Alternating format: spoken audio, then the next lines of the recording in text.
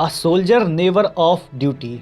अंग्रेजी की ये कहावत देश के हर सैनिक के लिए सटीक बैठती है, फिर चाहे उसका पद कोई भी हो।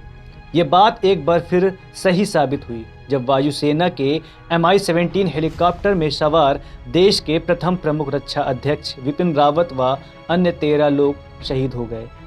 उनके बयानों और त्वरित कार्यवाही करने वाली नीति से जहां दुश्मन देश भय खाते थे, वहीं देश के नागरिकों को गौरवान्वित होने का सौभाग्य प्राप्त होता था। देश की सेवा करने की लौ जली। 16 मार्च 1958 को उत्तराखंड के पौड़ी गढ़वाल जिले में जन्मे जनरल रावत के पिता लेफ्टिनेंट जनरल लक्ष्मण सिंह रावत भारतीय सेना में लेफ्टिनेंट जनरल के पद से रिटायर हुए थे।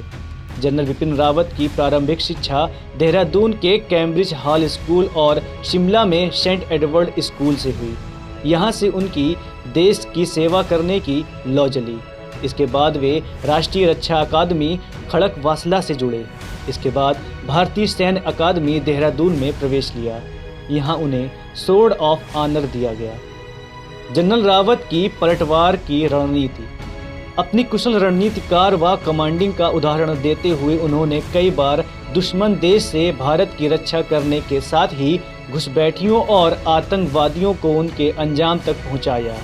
वर्ष 2015 में म्यांमार में क्रॉस बॉर्डर ऑपरेशन चलाया और पूर्वोत्तर में उग्रवाद को खत्म करने में भी अहम भूमिका निभाई। जनरल रावत की पलटवार की रणनीति से ही सेना ने 29 सितंबर 2016 को पाकिस्तान स्थित आतंकी शिविरों को ध्वस्त करने के लिए सर्जिकल स्ट्राइक को अंजाम दिया था, जिसमें सेना ने NSCN के कई उग्रवादियों को मार गिराया था। देश के पहले चीफ ऑफ डिफेंस स्टाफ। अपनी इन्हीं काबिलियत के दम पर उन्हें 2 अन्य सीनियर अफसरों पर तरजीह दी गई और 2019 में उन्हें देश का पहला चीफ ऑफ डिफेंस स्टाफ नियुक्त किया गया।